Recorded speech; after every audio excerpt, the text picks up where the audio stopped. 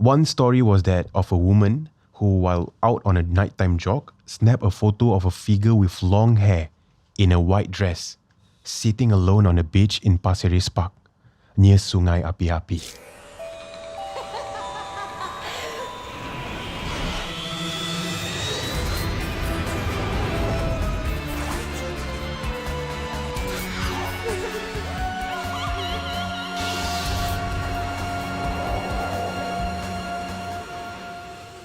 My name is Far. My name is Wayne. My name is Kyle. And this is Tales from Incredible Tales. Inspired by the classic MediaCorp series, we explore different aspects of Southeast Asia's supernatural culture, from supposedly haunted locations to creatures and spirits. So for this episode, the supernatural hits close to home, quite literally, as Far, Wayne and I look at Singapore's eeriest estate. This episode's topic is inspired by the original Incredible Tales episode, It's Not Over. Okay, look, obviously we're not going to be able to cover every estate that is supposedly haunted in just one episode.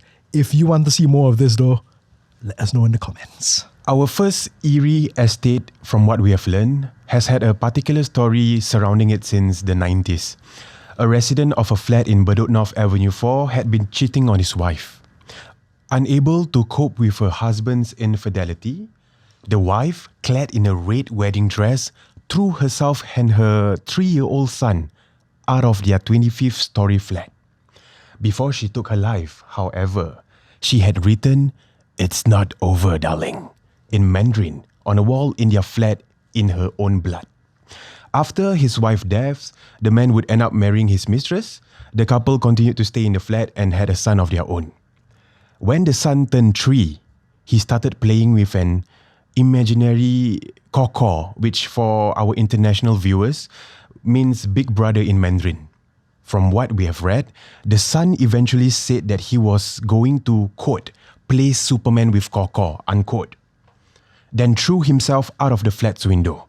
The phrase, "This is for mommy," was found in Mandarin in the master bedroom. Apparently, the flat has remained vacant for years. Neighbors supposedly heard people crying and laughing from within the unit.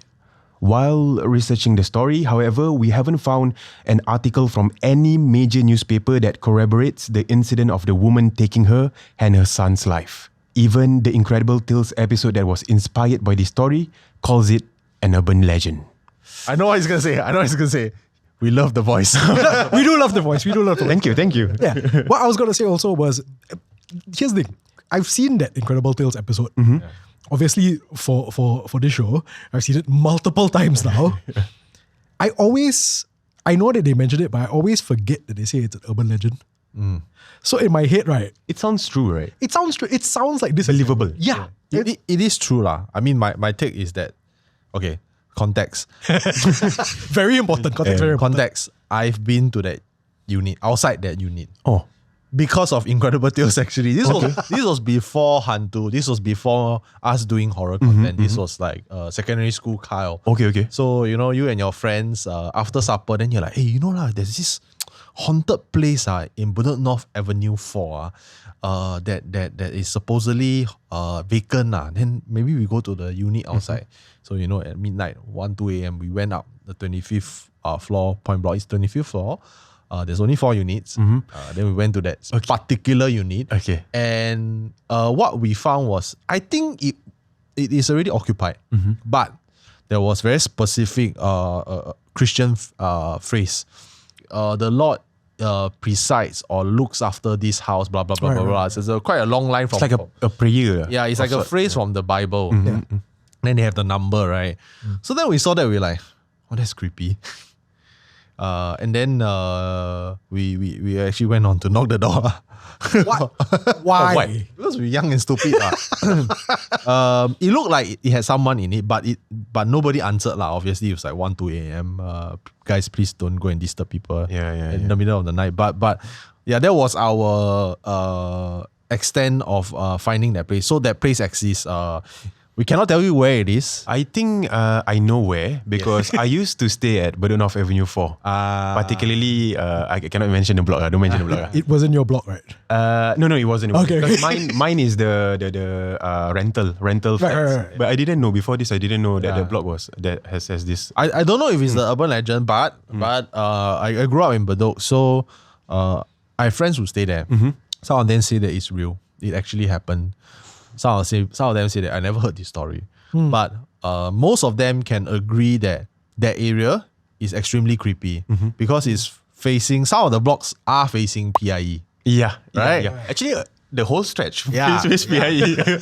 The scary part is not that it faces a highway. Yeah. The scary part is that it actually, that area where it faces the highway is an entire park. I used to stay at one of those blocks lah, and the corridor right directly face towards the park.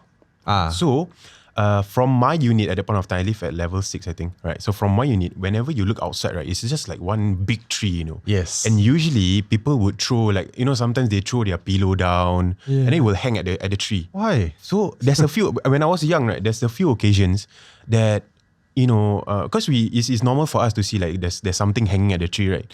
So there's a few occasions that I saw it once only, and then it disappeared. You get what I mean? So usually we will see like a pillow hanging or like a cloth hanging, right? So there's this one time I saw like a white figure, but then when I look again, it's not there anymore. It's like a flash. Immediately after you look again, it's gone. Yeah.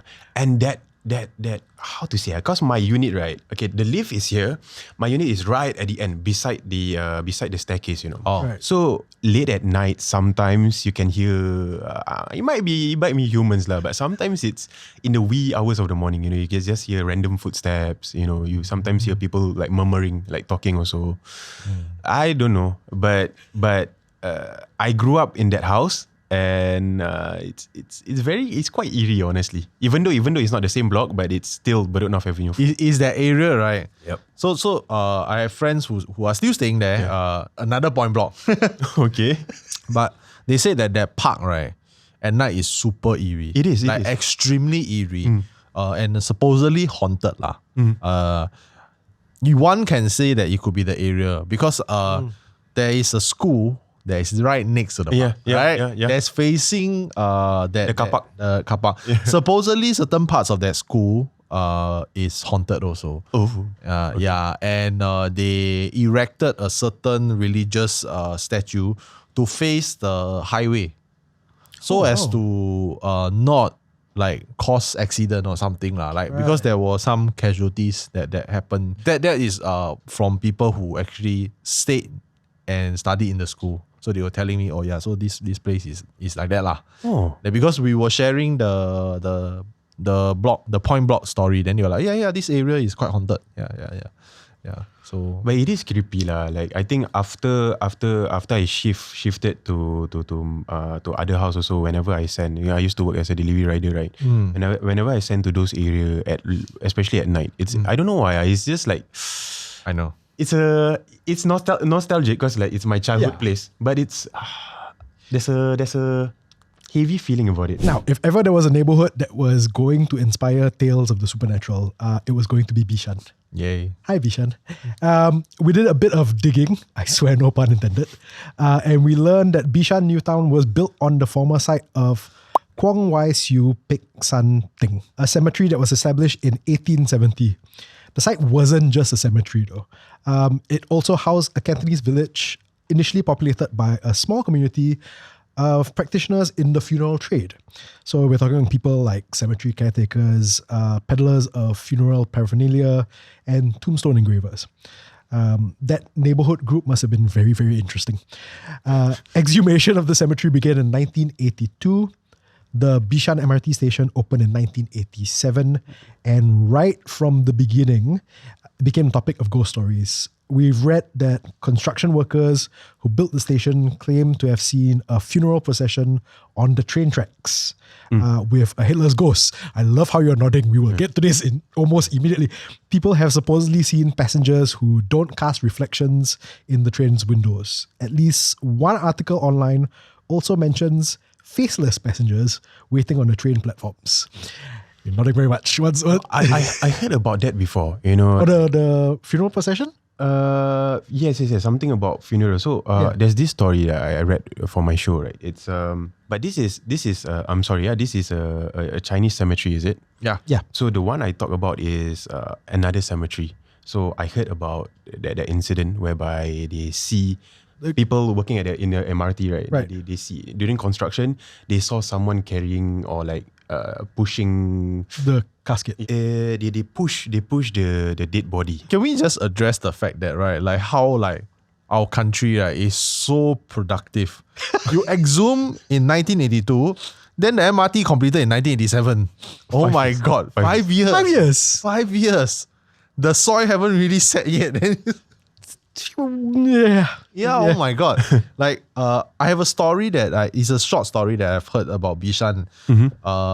Apparently, after they built the new town, they kept some of the cemetery things that were there. Like, there's like a small pavilion, like a shelter that is built for the cemetery so people can rest there when they go and pray.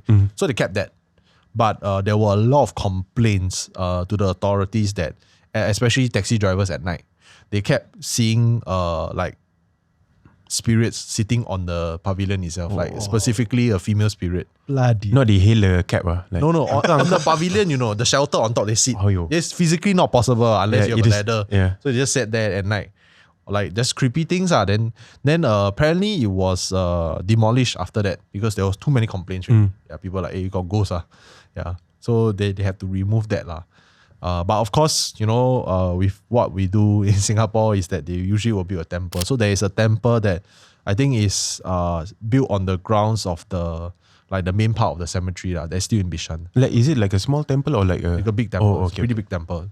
It's episode 2 now. So this is the first time we're recording in the studio with this new setup. So while Kyle is telling the story of the female ghost sitting on top of the pavilion, here I am looking in that direction and just thinking to myself, like, I prefer the old setup in terms of where You rather she's at your back? I'd rather she be behind me because then I can pretend she's not there at all and just like, Sure. Yeah. we're not moving her. She's just looking at you. Hi, Wayne. She's just Hi. looking at you. I'll follow you tonight. Hey. 2 episodes in, guys. Come on. Anyway, Bishan, it has a special place in my heart because there was a period of time where my cousin and his family stayed there. And every school holiday, June holidays, we will go over to stay because they stay in a pretty big house. And then they stay right at the edge of Bishan that's facing Junction 8. So it's right in the middle of nice. it. Then I always get freaked out because that was the period of time where I started reading a lot of true Singapore ghost stories, and there were a lot of stories that was about Bishan. When I read the Bishan, I was like, then I took a look at my cousin. Your house last time cemetery. I said, yeah, why? Then Why? I mean, to him, he not scared, but I was a pretty coward kid. I was like, why? Why y'all buy a house here? Not realizing the prices, right? Then there were times at night that, we will hear dogs howling.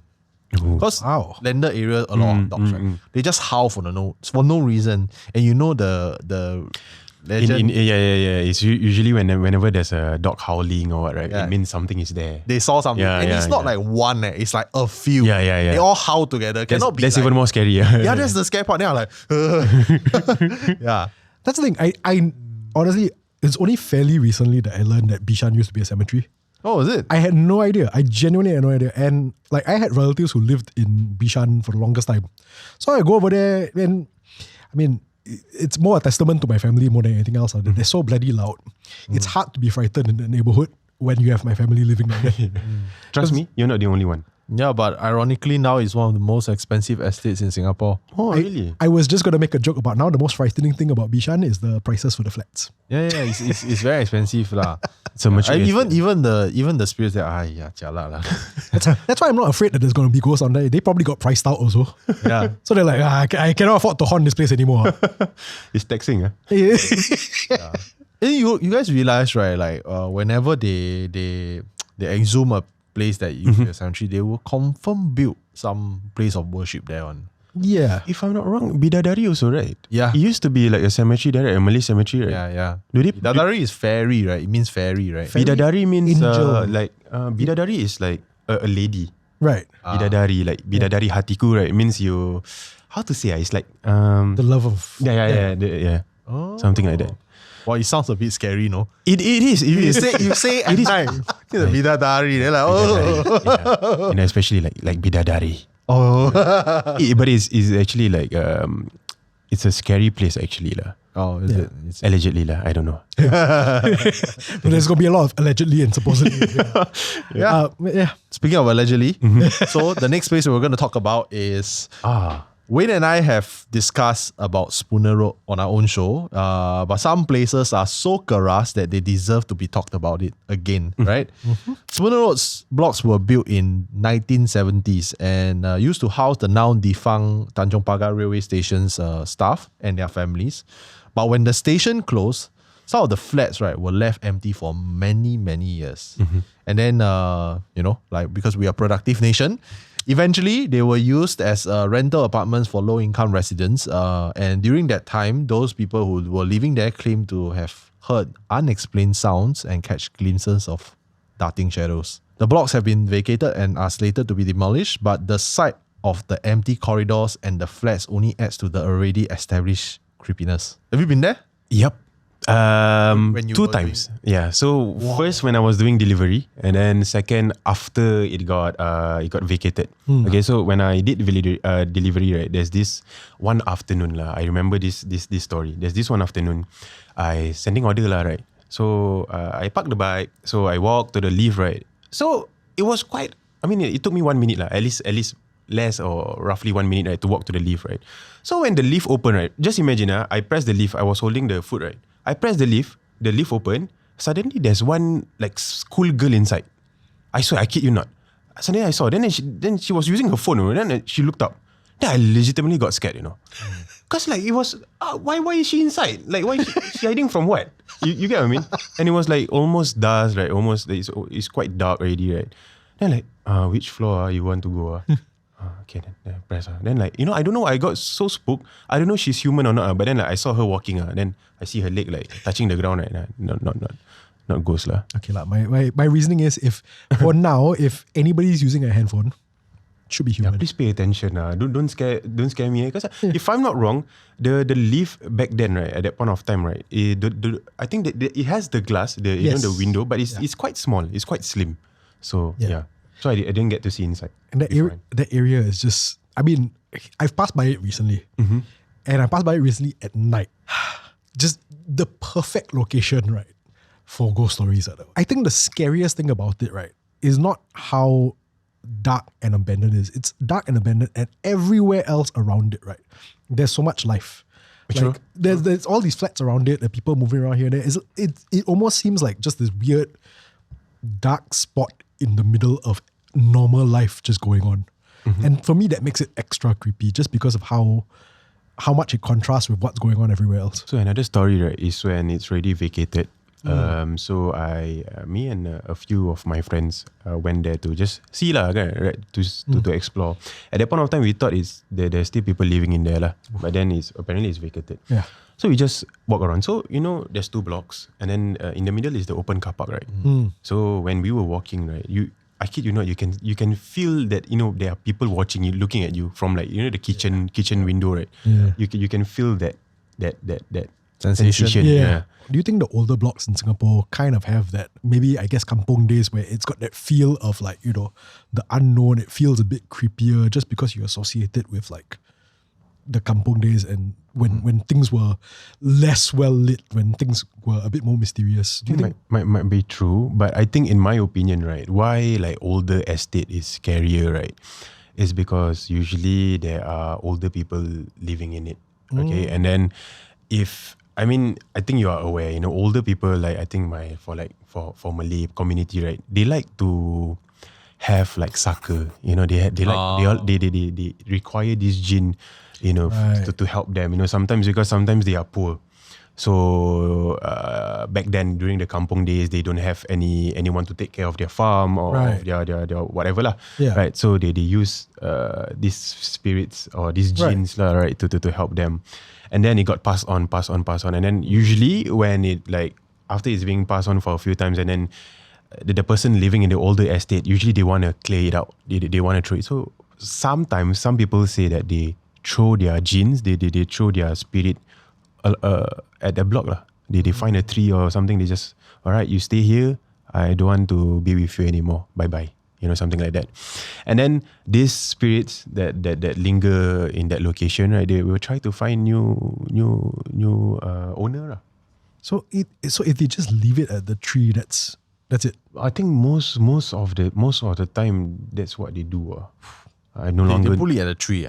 Usually they will find like, I don't know. This is what I heard. Usually tree or it's like they in their own house. They call an ustad to come in and go cleanse them out, and then it's free to go wherever they want lah. Some people put it in a bottle, then they throw it in the sea. They throw it in the beach and stuff. That's the one I heard. Okay lah. From what I've heard is there's not much like in terms of ceremony when they try to get rid of it. It's just you will leave it somewhere, but if you leave it at the tree, I can't imagine like it's just gonna stay down there. I figure it will like try to find you again. Yeah, I would imagine so, because it was a rental flat, right? Yeah. And then maybe elderly, sometimes they passed away alone. Then People come and go, right? come and go. So the energy left there is quite strong.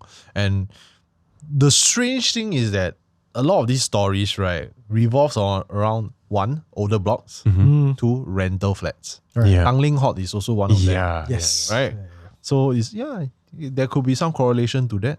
Yeah. Moving on to our last location, Sungai Api-Api. I'm pretty sure you guys know lah, right? Yep. It feels like there have always been rumors about the river as a place where murders and suicides have happened. Our own research didn't turn up much. We could only find 2 reports about bodies in the river. One was of a 29-year-old man.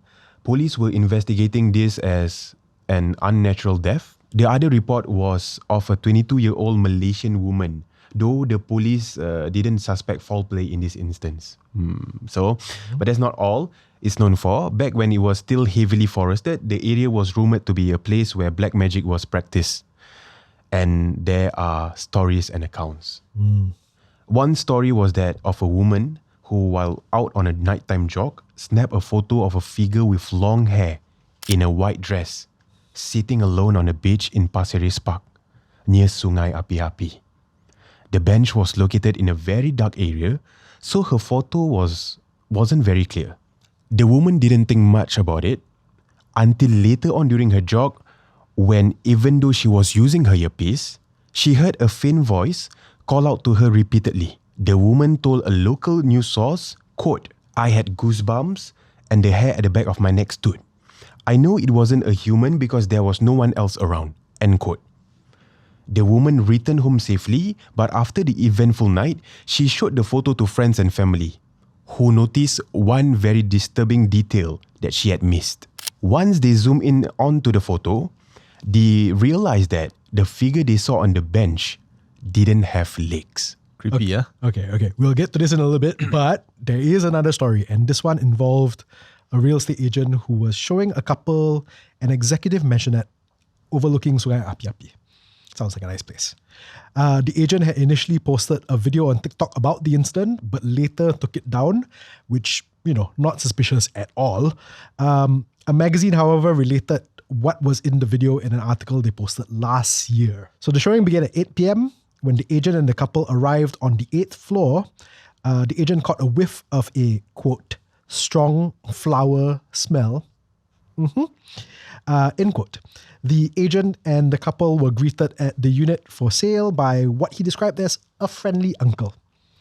The unit itself, though, was dark and eerie, and to make things even more unsettling, the agent learned that this uncle wanted to sell this place because his wife had passed away there. His clients took a look around the flat, but soon came running down the stairs from the unit's second floor, demanding that they leave immediately. So once they were safely on the ground floor, the couple shared what they saw. In one of the rooms on the unit's second floor, there was a doll on the floor with joss sticks and offerings in front of it, just like the kind you would see during the Hungry Ghost Month. While looking at the doll, the wife noticed an old lady walking past her. When she turned towards the direction of the old lady, though, no one was there, but she did hear the bedroom door start to creak, and that's when they came running down. Sungai Api-Api. It's very fitting because Sungai Api-Api was the first episode of Incredible Tales. The very first, where we saw art. And then the background was Sungai Api-Api. Yeah, it's very fitting. The first story, I seen the photo. Okay. Yeah. We do horror. So people do send us stuff. Like to see lah. So when that happened, people actually sent us the photo. Then I was like, oh my God. Sungai Api-Api. There's a saying that, you know, when you are closer to a body of water, more tragic things would happen actually. It's true. Like it's almost like humans are attracted to water. In my religion, right, we believe that the water, right, the body of water is where the jinn live. Oh, really? Yeah. So a lot of them live there lah, basically. So would it say that like it's dangerous to go out in the sea to swim? To swim. You know, I did that before. I did that before. So I don't know. This one, like, it depends. It depends on your family. I think my family was fine because when I was young, I just swim in the beach. But knowing that they live there lah. Yeah, but the thing is, like, usually we swim in the like afternoon, morning, not at night. Not at night lah. If at night, then you finding trouble lah. But also on our end, we do receive quite a few stories from that area, Sungai Api-Api. When people give us ghost stories, it's usually from Pasir Ris. So then people straight away, Sungai Api-Api, because that's the main spot, you see. Either that or the other tower, right? Yeah, that tower. Yeah, correct. Yeah, I when I saw the first stories photo, then I was like, wow, that's very creepy. See, Kakak, very good motivation for keeping up your fitness. Oh yeah, true. Yeah. I think the faster you will run, Yeah. you will clock your best timing. Because she said, you know, only until later then she found out that doesn't the lady don't have any legs, right? Yeah. And she thought it was a human, like quite creepy, like maybe at first. Oh, very creepy. I take picture first. I love that she was like, we'll see how creepy it is later on. Yeah. So then the second story that Win shared was about the executive maisonette. Okay, now this one I have thoughts on it. Now, like any other Singaporeans, I'm always looking out for property, right? I'm always looking out to find the best deal. Upgrade. Oh, okay. Right? Then I love the size of maisonette. And to be honest, I do look at Sungai Api-Api because I do horror. Then, you know, if I move to Sungai Api-Api, very fitting. Very fitting, very on brand. And it's nice. It's very chill. I can see why people like it. Yeah. Because where places are creepier, it's quieter. It's got more of the vibes. You know what I mean? Yeah. But are you okay though? If I love the moment that sounded more like a statement than a question. Okay, am I okay? If every night, you know, someone knock your door. Oh, no lah, of course not lah. Kyle. Wow, that sounds personal. Can I just say, I am never telling you where I live. Never. I feel like it's really depend on your constitution. Like if let's say you are strong, right? Your body, your will is strong, or maybe you're suitable to that house, I think it's okay. But it's more of curiosity also. I want to see whether if we could possibly stay at Sungai Api-Api. But when I looked at the prices, I was like, probably not. I think the prices are more scarier. Yeah, exactly. I love that how that's the common thread in this episode. Property prices are way more frightening than ghosts. And also there's a slight chance that you will get some haunting from Kakak because the stories does say that there's a strong flower smell, right? Which probably frangipani, correct or not? Yeah. I don't think I've ever heard a ghost story in Southeast Asia where they say strong flower smell and they meant like some other flower. It's always with the strong flower. Another chrysanthemum. Oh really? Oh, because it's the flower, the garland. Yeah. It's for the deceased. That one also very particular smell. Yeah, you know Chinese funeral, they got the flower that they put for the deceased. Like it's usually to give to the family, right? Is it on the frame? Sorry. Yeah, some is on the frame, okay. some is they give like a like condolences kind of thing lah. So those also got very strong flower smell. Oh. Yeah. So if you smell that kind of flower at night, also not a good thing. The whole maisonette thing, right? At api-api is like the icon. It has to be the maisonette beside the api-api, then you got the vibes. Because I do see quite a few empty units there. Oh, really? I don't know why. I like to think that it's because of the prices, not because it's haunted. I mean, you can try your luck. Ask for discount. Ask for discount. That's for this. I know this area. You knock down the price lah. Okay. So I mean, a random question for you all. Like, right, if you were in the position of the couple, right, you saw that, right, what would you do? Would you run away? Oh yeah. No. I cannot believe that they waited for a woman to walk past behind them before they ran. Because if I walk into a room and I'm assuming now here, because the article doesn't describe like what other furniture there was in the room. If I walk into a room and I see just a doll and offerings, I'm not waiting for anything else to frighten me. I am just going to turn around and leave very quickly. I won't even let the agent know. I'll just walk out of the house. The agent asked me why you walk out of the house, why you never say anything. I was like, you're a terrible agent. I cannot believe you brought me here. We're going to find another agent to help me find a different house than this. I wouldn't just run. I would just leave. I wouldn't. You'll leave, then he send long text. I'm so sorry, but I don't want this house. It's okay lah. No. Oh yeah. Other people lah. Yeah. For me, I would go downstairs. If there's a downstairs, I go downstairs. Then I'll ask the agent, so how much discount you gonna give me? How much discount you gonna give me? I'm not saying I will stay in a place like that, but I think, right, if you're gonna give me a discount, right, the discount better be enough that I can afford the best blessings for the house. Blessings. I don't know which spiritual master I have to go to. If I have to go to all of them, I will go to all of them. You all better be able to come, bless my house so that it's so clean, no matter which religion you are. Okay, in Malay they call it pagar. They pagar the house, right? So no spirits can enter. But what if the spirits cannot enter? But every now and then you will see in the window, on your window you will see the thing floating. Like, hi Wayne, how are you? See, that's what I mean. Like, but the thing cannot enter. No. Would you still accept? No. As far as I'm concerned, if I can still see you, that still affects the property price. I want the blessing, right, to cover everywhere around it. Okay. So if I have to pay like spiritual masters, I have to pay like priests and all that to bless the corridor from the lift all the way to my flat, right? I will do that as well. Or the ROI not worth it, I think. That's why I'm saying the discount better be. But then it's not a property thing, it's a town council thing. You call the town council. You ask your neighbours to chip in also lah. Yeah. Because you're blessing the corridor all what? Hey. They want to chip in, that's perfectly fine. But as far as I'm concerned, my bare minimum, right, is I will be able to afford this from the discount by myself. Because I don't know whether neighbours want to chip in. So neighbours I don't care. What if you don't have neighbours? Oh, even worse. Even worse. You're the only flat.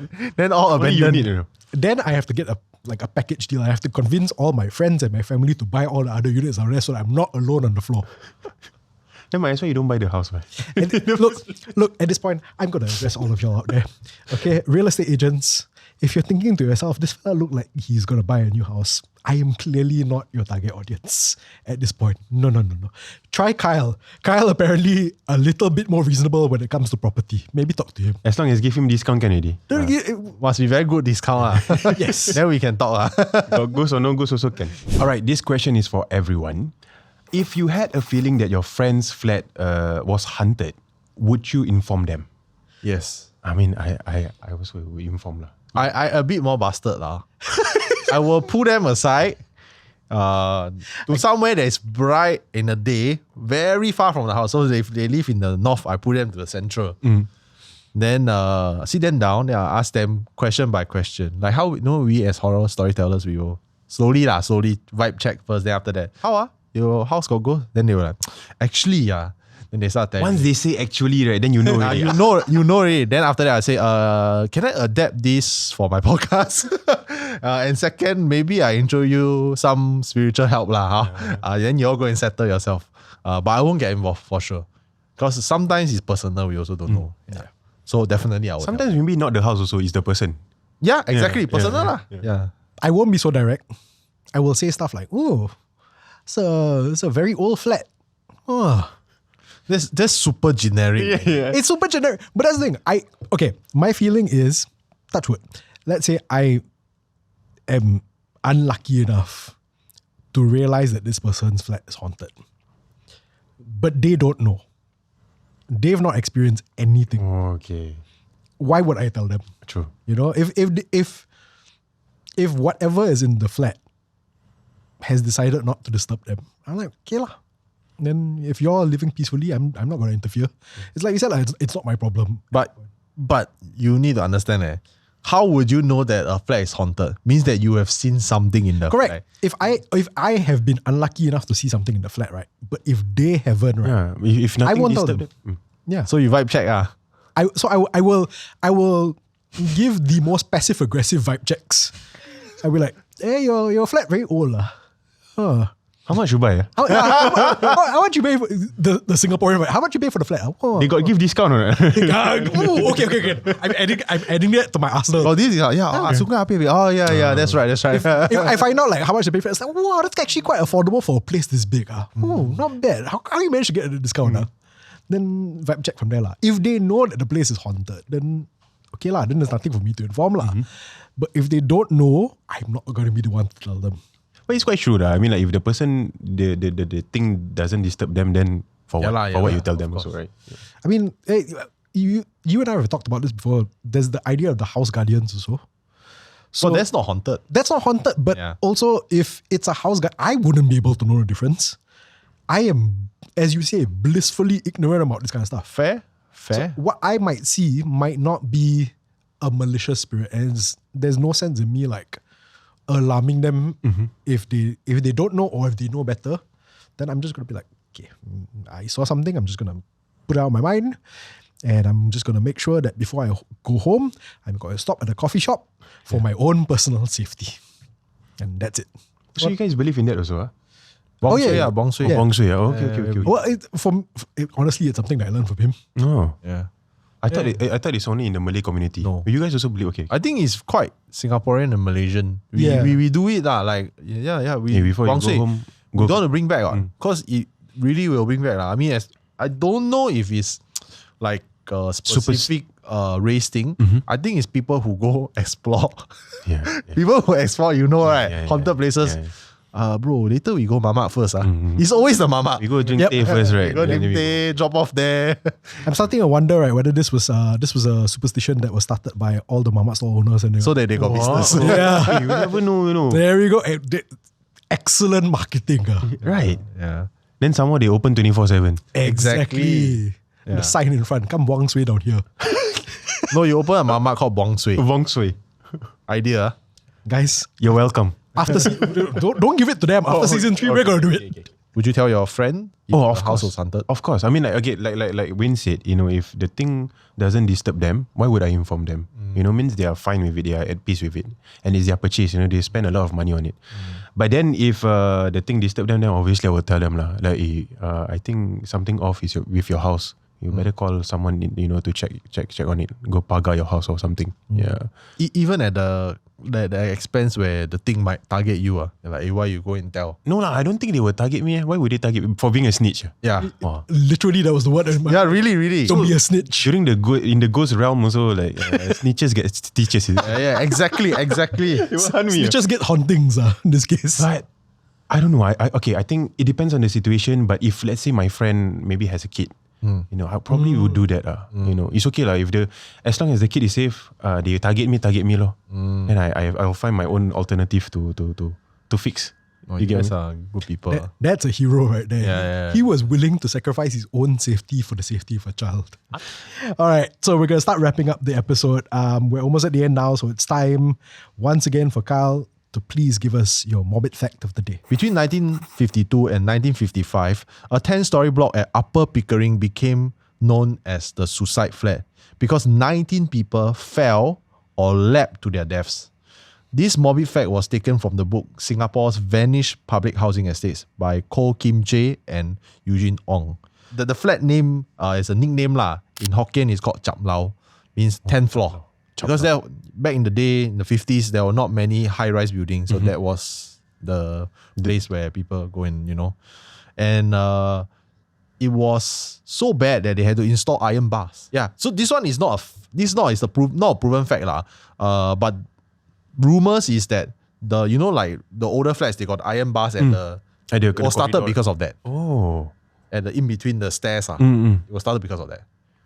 Yeah. So that's the. I can't remember whether I was reading it from this book as well, but I remember early on when they started building flats, they were very particular about varying the heights of flats.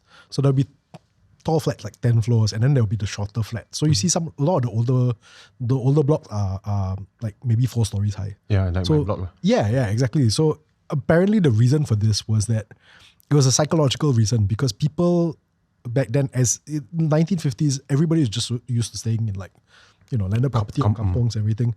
The idea of buildings that tall, like psychologically they couldn't not comprehend it, but it seemed so foreign to them.